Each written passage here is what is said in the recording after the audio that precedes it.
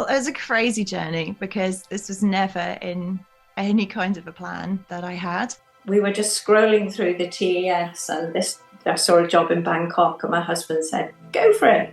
We wanted our kids to have a global experience for education, so that was our driving focus. We thought we were going for 2 years and 12 years later we've just come back. Which I think is really characteristic of international teaching, actually. It can take you on amazing journeys. It was just something that I love to go into. And when I got there, I realized that there's this whole huge world of international teaching. International schools are springing up all over the place. And they engage with all types of music. Often these international schools want a music program, and actually they want to have the best music program in their area. We're living in a country which is vibrant with cultural and musical experiences, and there are children who've lived all around the world. Learning to really adapt, just to let some of your own assumptions go. The more I've observed globally, it's not necessarily about the place, it's about the whole experience. Welcome to the Music Teachers in International Schools podcast, where we explore the ideas and experiences of amazing people working in and around music education in the international school context. I'm your host, Chris Cormer, and I am an ex-head of music that worked for 10 years in international schools in Argentina and Malaysia. I'm now deep diving into this world through this podcast to build community and improve connection throughout this global network. Today, I have Andy Gleadhill on the show, and Andy is well known in the international school music education scene, especially in the Middle East and Asia. Andy has worked with hundreds of international school music teachers over the years, specifically in the area of culturally unique styles of music, focusing on drumming and percussion. He has produced books and resources to support teachers and presents workshops and speaks at conferences around the world. So Andy, how are you doing? And where are you speaking with me from today? Hi Chris, I'm great, thank you. Nice to see you. I'm speaking to you from glorious West Wales in the UK, from my home studio here, and it's been raining constantly for the last 2 days. So I'm looking forward to being able to get back out on the road again soon and enjoy some of the nice weather in the southern hemisphere. That would be great. And I'm noticing, for those people who are going to be watching the YouTube clip, I'm noticing a globe in the background, a world globe, quite apt for this conversation, I'd say. Yeah, I like to have it on, and I whatever bit of music I'm working on, I tend to turn the globe so I've got that region facing me. It just sort of inspires me a little bit and gives me a bit of the feeling of although I'm in Wales in the UK, I can concentrate on the area of music I'm working on. Yeah, nice.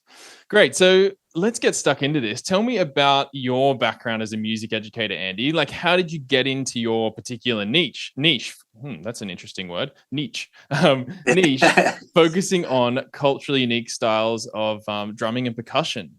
Tell me a bit about that. Well, I suppose it all started a long time ago. I started playing music very young. I was 4 years old when I joined my local Salvation Army band. And at first they gave me a cornet to play, which is like a small trumpet. But I couldn't play a note on it. So they thought, oh, he's not musical. We'll give him the drum. And of course, it was the best thing they did for me because I went on to become a professional percussionist. But I grew up playing really early in all sorts of function bands and theatre shows around my home in Norfolk in the UK at the time. And by the age of 15, I was doing professional gigs, even really before I'd learned studying music at a formal level at school. So that was a really good background for me. And then after I left school, I went to college and took a music diploma, moved to London when I was 17. Then I began playing for West End shows, TV, film sessions. And I spent a great 15 years in London as a session musician, percussionist and drummer, and had some great experiences there. But during that time, I became involved as a music educator as well, as an actual extension, really, of my work as a performing musician. Most other musicians who I knew at the time and still do teach in some form or another. And as my own sort of teaching developed, I took a position as head of percussion from a music service in Bristol, got myself some postgraduate qualifications and did a PGCE and got into teaching that way. And eventually I ended up being the head of the music service for Bristol and the county music advisor. And now I've been teaching for 20 years at Bath Spa on their specialist music postgraduate PGCE courses. But as a percussionist, I was always interested in ethnic music. And I was really lucky to have the opportunity to go to Zimbabwe in the 1980s by a project run by the British Council. And it really opened my eyes to the music of other cultures. And so I began talking and playing with other musicians from all over the globe, really. And at the time I was living in London, one of the great advantages of living in London, there's always a healthy community of musicians from pretty much any country in the world who live in London. So you can meet and play with these people. But I that really wasn't good enough for me. So I embarked on a spree of travel and music. And so I studied samba in Baja in Brazil, steel pans in the Caribbean, gamelan in Bali and Java, Indian music in New Delhi and Mumbai, djembe in Senegal and Gambia, salsa in Colombia and Cuba, flamenco in Spain. And I think at last count I've visited something like 63 different countries where I've played with musicians and talked with them. I mean, I sometimes joke that I've played bongos in the Congo and maracas in Caracas. It's just really how I got into it was by playing with other musicians and really enjoying that sort of music. And it occurred to me that I didn't have that experience as a young person learning music. I was brought up very much with the Western classical musical tradition. And I was thinking, well, why not learn other sorts of music? And so that sort of became one of my aims, was to help teachers be able to help young people to enjoy music from all over the globe, not just from a certain region and in a certain style. So was that 67 countries? 63 different countries, I think. Because I was just thinking there'd be plenty of listeners here that would be counting off the countries. You know, we do like to travel, us international. I think there's an app, educators. isn't there? Yeah. I had one of those posters on the wall, a scratch map where you could scratch off the countries. I think I got to 44 so far. So I've got a bit of catching up to do. So you were exploring all this music in all these other countries. That is incredible. How did you fit all that in? Like, how many years was that over? Did you That was probably over about 10 years, all in all. But as a sort of freelance musician in London, particularly doing West End shows, you know, I did, for instance, I did the musical Fiddler on the Roof at the London Palladium. That ran for 2 years. And after that, I really needed a break. But I'd done quite well. I put some money in the bank. So I'd then take 6 months off and go traveling. And then, you know, hopefully come back, get another show.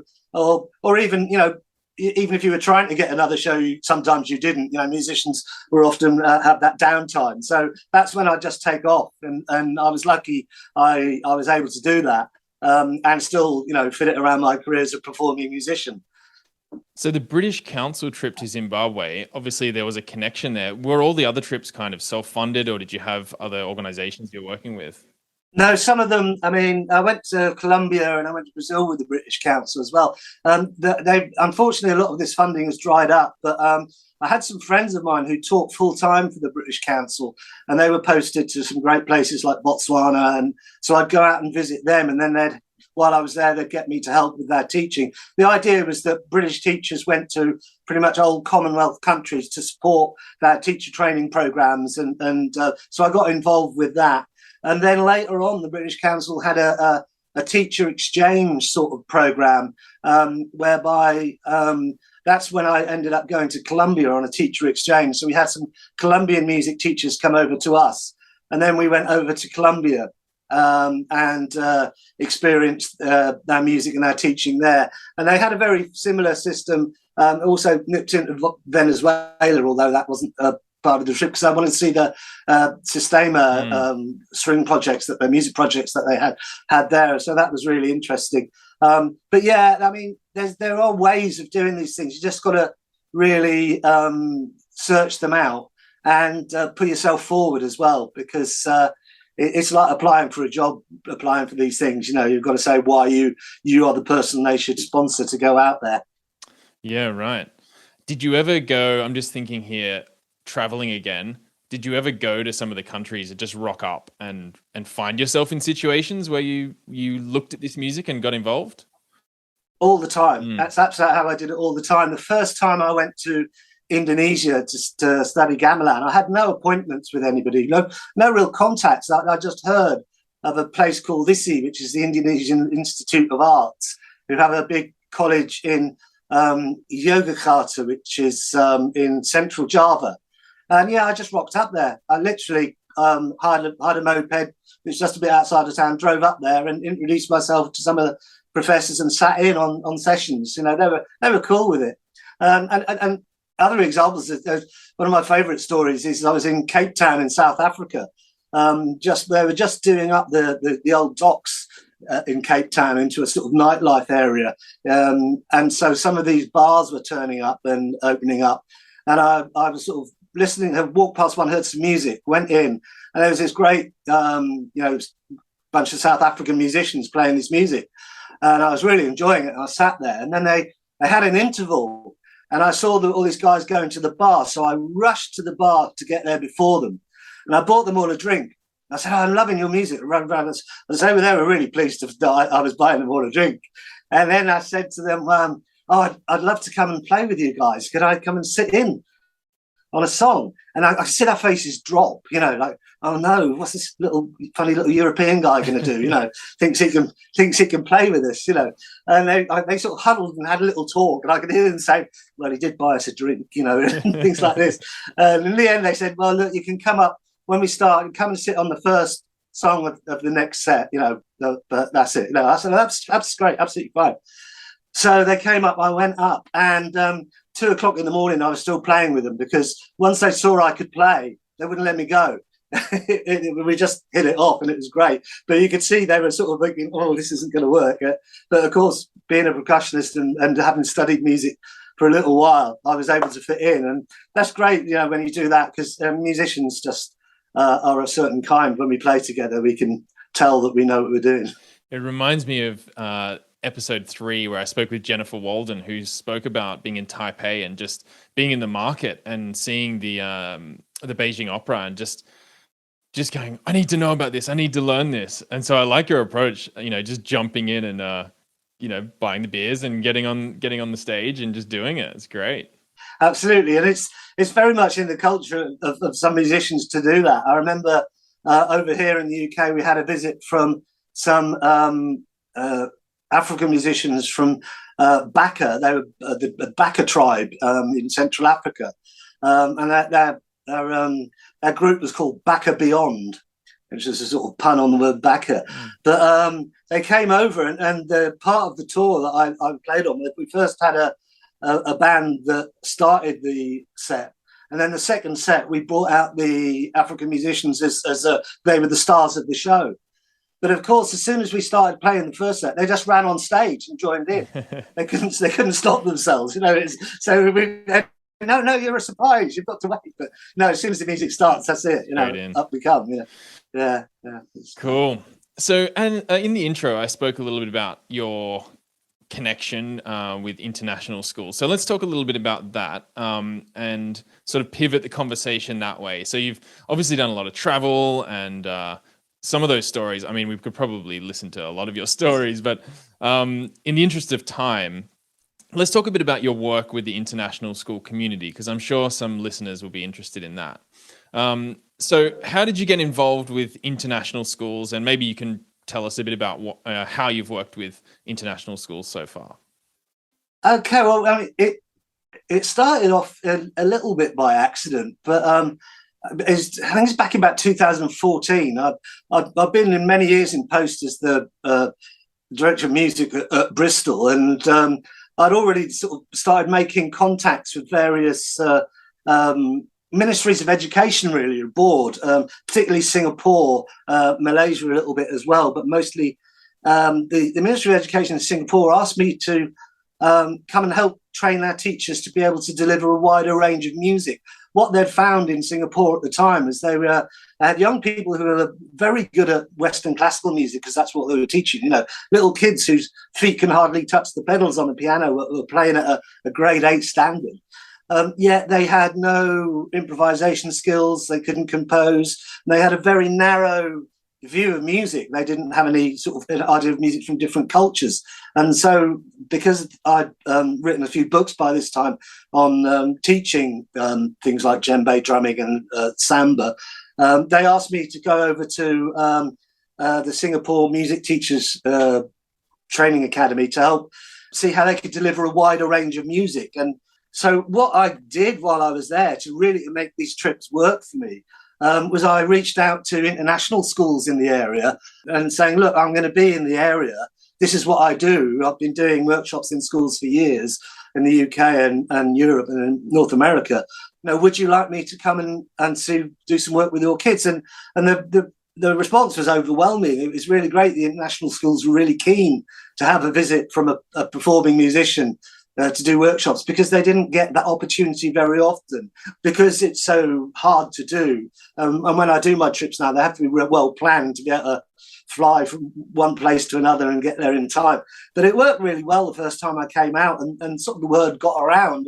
And then I got to know people in the organisation, such as Percussion and British Schools of the Middle East, where they had a sort of collective organisation. So I did some stuff at some of their conferences, and then met more people from international schools who'd seen what I did, and it just sort of expanded from them, because the workshops really work for the schools. And of course, the best recommendation you can get is from the head of a music for one school saying, "Oh, we had Andy Gleadhill come and do these workshops. That was really good." They go, "Oh, I want him. Why can't I have him?"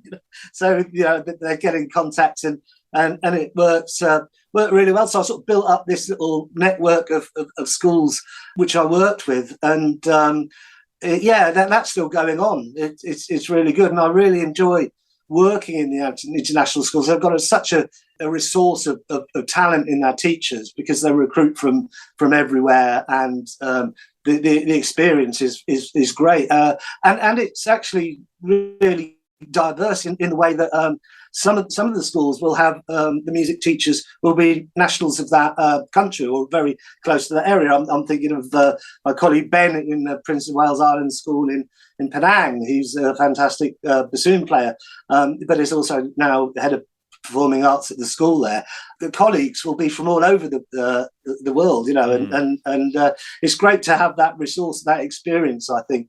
So I mean, I have to say, when I teach in state schools, both here and abroad, the teachers are pretty much always from the area of where the school is based. Whereas, the population of the school student population is as diverse as the teachers' population, which is really good. So it's really, really good to sort of have that connection with the international schools. And some of the interesting things that I've found when working in international schools is how the teachers themselves bring their own experiences to the school, because, like you said, you yourself worked in Argentina and Malaysia, two completely different schools, completely different places. Yeah, you can bring so much more having that experience of working in South America to working in Southeast Asia, and then where you move on to before. I'm working on the PGCE course at Bar Spa for the number of years I have now. It's great when I see some of my ex-students pop up in Kelet in Hong Kong, and some places in Oman, just all over the world, that they've decided that that's the journey for them. So I really do enjoy the work I do with international schools, and I think because of my experience of having not only played but also taught in various places around the world, I can bring something to an international school that I wouldn't have been able to do if I hadn't had that experience myself. Absolutely. What are some of the things that you have been offering to international schools? What are the workshops you deliver? Maybe just give us a brief outline of that. Okay, well, one of the first things I do is ask them what they're particularly interested in, because it sort of turns into two ways. There's what they might already have. For instance, I know your school in Malaysia had a great samba band. So, as you know, I've been there and worked specifically to help develop that. But also, some teachers have particular training needs that they say, well, I'm not terribly confident in this, but I'd love to be able to teach some gamelan or something like that. So we'd build the workshops around what they want and what they think they need also. But what happens is the experience for the young people taking part in the workshop is also a training opportunity for the teachers to carry on that work, because there's very little point of me going to school doing a day's workshop and nothing else. There'd be no follow on from that, no legacy, if you like. So the work I do with the teachers hopefully will build on that. And I've seen that because many schools I've been to several times now, and I've seen their departments become really big on the global cultural music offer that they have. One of the things I specialise is helping the schools set up things like a samba band or a djembe drumming group or a gamelan ensemble or something like that, because my books are actually aimed at teachers to show them how to do those sort of things themselves, but it needs a little kickstart to get the interest going. And one of the things that I also like to help with is schools often say, well, I can't teach gamelan because we haven't got a gamelan, we can't afford. But I'm really keen on what I call classroom equivalence, which is how you can replicate music styles from around the world just using what you've got in your classroom. An example being producing the drone that's in Indian raga music that's produced by the tampura, just by retuning an acoustic guitar, maybe holding it upright in that style rather than across like that, and just sort of there's all sorts of ways. There's no excuse really not to teach certain music styles because you haven't got the instruments, because there are ways around it, and those are some of the things that I like to help some of the schools do. Really interesting. I like this adaptation of instruments idea. That was really good. I haven't heard of that one, the tampura, and sort of using the tuned guitar. It gets me thinking about some conversations about culturally diverse music that have come up over the years in different ways, both within the Music Teachers in International Schools Facebook group, in conversations, and it's around how to teach this music from different cultures, and it's often called world music. And so I want to talk about this idea of world music with you, if I can. You're so experienced in different styles and different genres from around the world. And some people get worried about this idea of kind of doing it authentically or doing it right, or I can't do this because, and it just gets all a bit tricky. So how would you address that? How do you address the idea of world music? And how do you deal with this authenticity conversation in music education?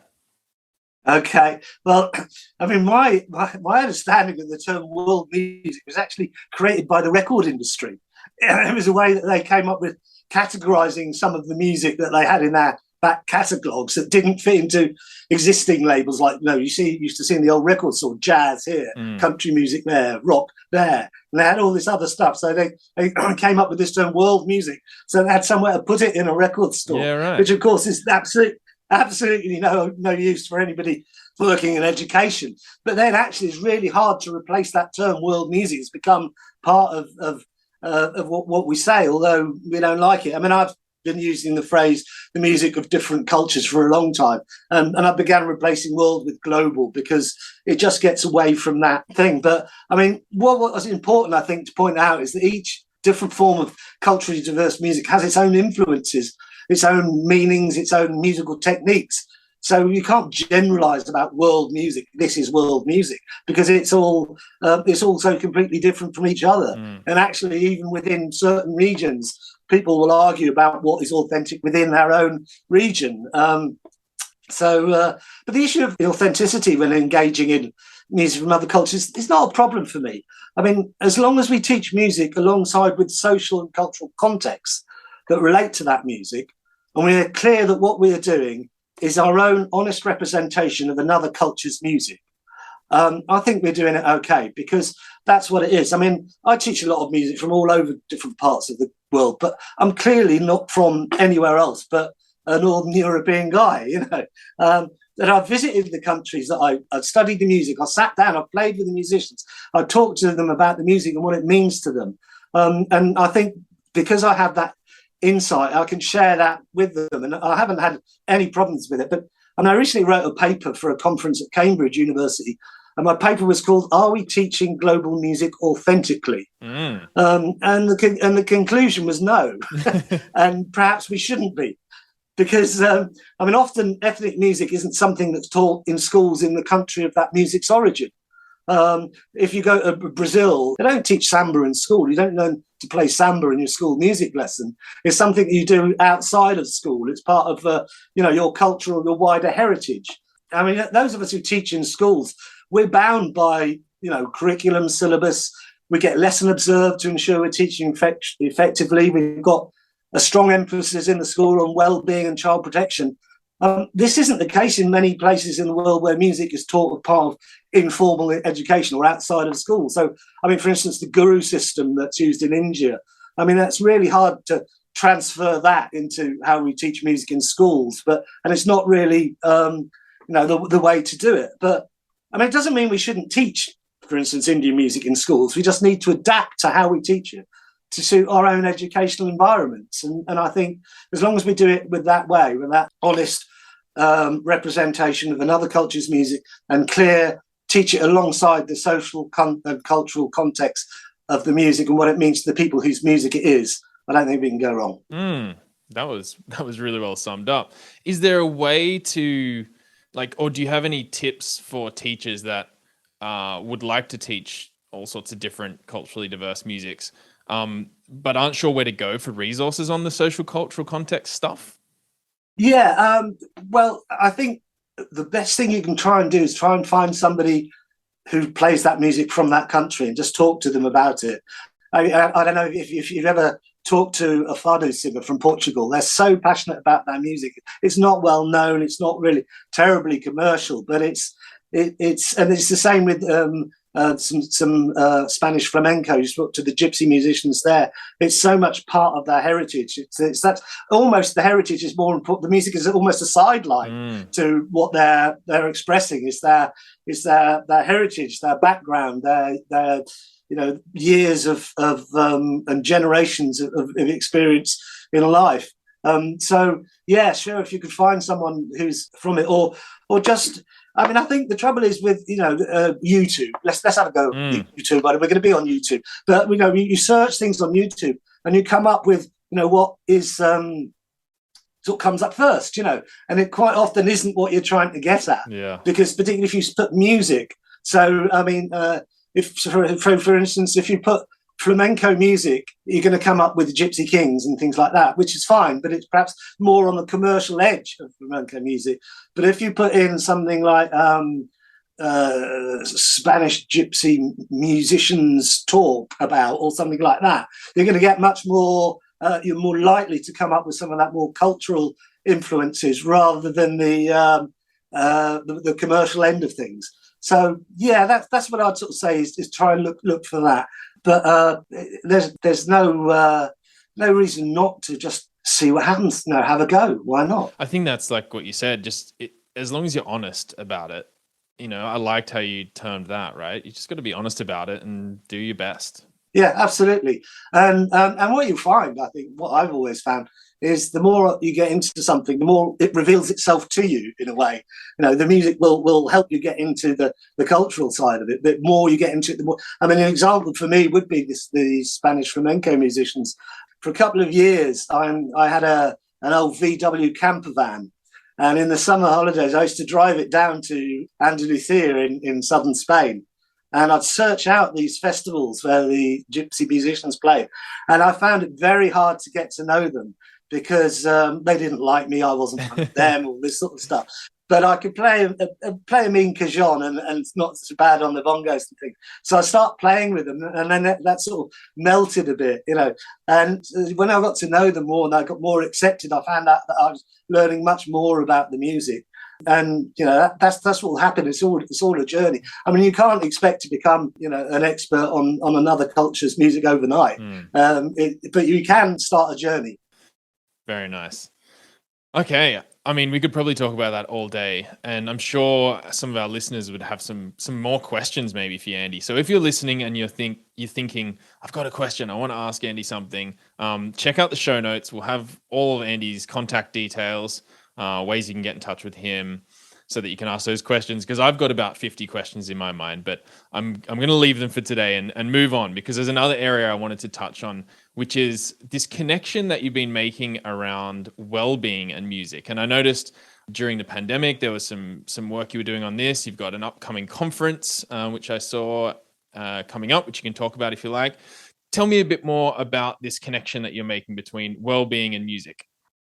Okay, well, I've started a project called Music, Mindfulness and Wellbeing. It was sort of set up in response to the impact of the COVID academic on not only students, but teachers and music in schools and other educational environments. So I decided that because of the experience I've had with all these different sorts of music from different cultures around the planet, nearly all of them have a theme of well-being within that music.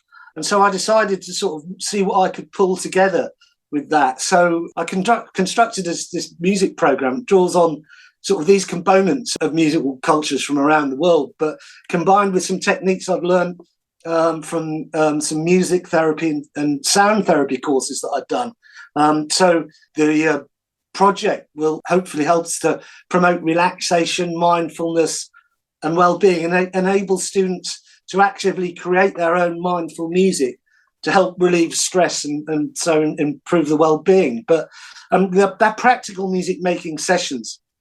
So what we do is I use music from a range of cultures, specifically some djembe polyrhythms from East Africa, gong cycles from Bali, Indian raga drones, melodic mantras from South America and Asia, and put these all together and help students create this music, which helps them become mindful and promote well-being. And it's been shown that this can help to boost the immune system, releases mood-enhancing endorphins, promotes greater levels of energy and enthusiasm, reduces stress, anxiety, and depression. And I've had some absolutely fantastic sessions where we've done this. And I mean, I first noticed things like this years ago when my grandchildren were very young, and I was babysitting, and they'd be crying in the crib.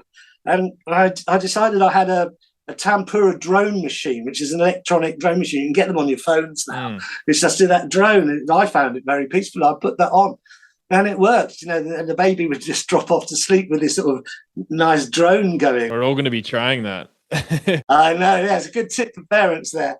And I thought, again, this is years ago when I was starting to think in my mind about the purposes of music in other cultures. I mean, generally the purpose of music in I suppose in modern popular culture is entertainment.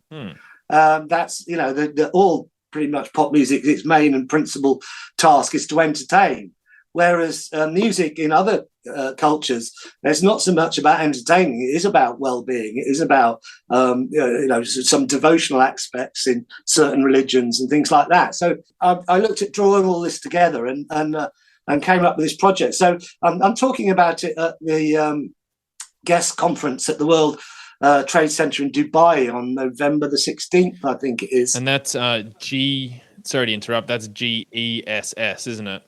Yeah, I think it stands for Global Education Supplies and Solutions. I don't know if you've been to one, but it's an absolutely massive conference with huge stands by the big players like Google and Lego and all these sort of things. But they've got a well-being stage, and so I'm doing a talk on my project there. But I'm also in Dubai on November the 14th doing an all-day teacher training session for teachers from international schools, where I'll be talking about this as well. And I'm also talking about this at the Phobosea conference in Bangkok. I think it's the 24th or something like that of November as well. But it's become something that I think has become really important, because I've seen, and I know many of my colleagues have, the impact that the pandemic has had on young people, and how I was talking to a colleague who teaches 17, 18-year-olds, and he says that the new group, the new cohort, seem to have missed out. They're behaving like 15-year-olds rather than, they seem to have, those 2 years is really missing from them. And I think, we owe it to the young people to sort of help them to sort of, if we can, get over the trauma. I mean, we all saw people die. We also feared for our own lives. I can't remember any time in my life. I'm lucky enough that I haven't lived through a big war like perhaps my parents did, but that is the nearest thing I think my generation, our generation might have come across, is that thing. And I think it does affect people. And I think music can be a great medicine. You know, we just need to double the dose. I love that. I want a double dose of music. That's for sure. Okay, great. So we've got some trips coming up, which is specifically focusing on this wellbeing and music thing. And that's great. I think that's going to be exciting for people to experience. And I look forward to hearing where this goes. Tell us a bit more about what else is coming up for you. What other sort of future plans have you got? Trips, tours, working with teachers, schools? Yeah, I mean, all of the same. I mean, things are now just getting back to how they were pre-pandemic. So being able to travel again is great for me, because I've been doing lots of stuff on Zoom, but I mean, Zoom and teaching music is particularly hard, particularly when it's instrumental music and you want to, I mean, there's that touchy-feely thing about a musical instrument. I love musical instruments just as works of art as well as me. And so not to be able to sort of play them in groups is I'm looking forward to going back to that. But one of the things I've become involved in recently as well, which I'm really excited about, is actually designing and adapting, or designing new instruments, new percussion instruments, and adapting traditional instruments to bring them more up to date and make them more accessible to more young people be able to play. And an example of this is the thing called a slap djembe, which I've helped a manufacturer called Percussion Plus produce, where what we've done, we've got a djembe, but we've printed the hand positions on the actual drum head, where you have to play to get the different tones. And I've created a whole lot of resources about that. So the music is actually now the pictures of the hands on the drum. So you play what you see, you follow what you see on the drums. So I'll be talking about that in Bangkok as well. And it's been phenomenally successful. We've sold loads of these already all around the world, the djembe, these new djembes. And so I'm working with this company. We're looking at how to make music more accessible by, I wouldn't say improving, but adapting some traditional music instruments to bring them more accessible to young people. So that's something else that I'm really sort of looking forward to doing more of. And if a music teacher in an international school wants to get you involved in, you know, either working with their students, working with teachers, you know, you mentioned the workshop in Dubai. If they want to get you into their region to do a workshop, how can people? I mean, I've just mentioned some of them. How can people work with you? Firstly, have I covered it all? And then how do they get in touch with you? Well, the first thing is to have an initial chat and see what we can, you know, how we can work together, what your particular learning needs are or requirements, whatever. And what's great about international schools is they have fantastic websites. So if you Google Andy Gleadhill, you just scroll down, there's loads of footage of me at places like Wellington School in Malaysia, and working with the teachers at Boston Public Schools in the USA. So you can see the stuff that I'm doing firsthand and whether that's something you'd like to do. But yeah, so Google me. My own website is just my name.co.uk. I've got a Facebook group for my music, mindfulness and wellbeing. So people interested in that could join that. Yeah, but I just get in touch, have a look at what I've done with other schools and think what might be appropriate for your school, what are your particular school's interests, needs, and you know, if there's anything I can do to help, just get in touch. Andy, thank you so much for sharing your journey and all the information and all the projects you're working on. Was there anything that we didn't cover that you wanted to share, wanted to let our listeners know? I think there's plenty in there to think about. I mean, if we have time in a year or so, perhaps we'll do another one and we'll catch up again. Perfect. Well, thank you so much for your time again, and good luck with the upcoming conferences and travel. And yeah, thank you so much for being with us today. Thank you, Chris. You've been a pleasure, and well done for you for setting up this whole international school music teachers group. I know it's been really well received by the teachers I've talked to. Thank you for listening to this episode of the Music Teachers in International Schools podcast. Listen to other episodes by visiting mtiis.com or learn more about our community on Facebook by simply searching for Music Teachers in International Schools. If you know someone who you think I should get on the podcast, I'd love to hear from you. You can find me at chriskoelma.com, ChrisKoelma.com. See you next time.